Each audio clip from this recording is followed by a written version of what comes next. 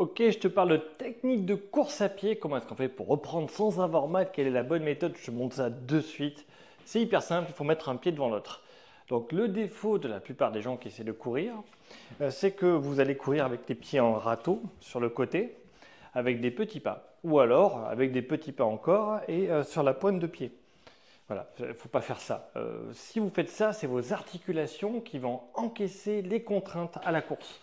Donc pour courir correctement, il faut vraiment courir en mettant un pied devant l'autre et en utilisant la musculature pour encaisser les contraintes.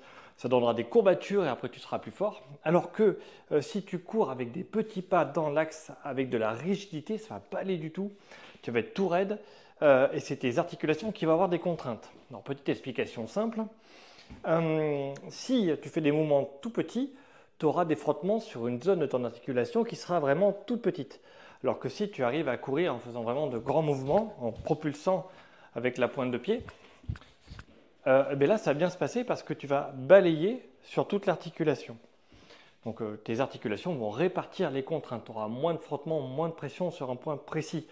Et c'est ça qui crée de l'arthrose à la course à pied, c'est le fait de faire des hyperpressions en frottement.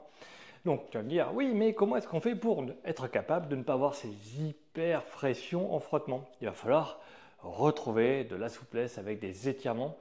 Et le premier étirement à faire quand tu veux courir pour mettre un pied devant l'autre, tu vois, quand je fais ça là, quand je cours pour mettre un pied devant l'autre, je suis obligé d'engager mon dos et mes hanches. C'est ça l'astuce.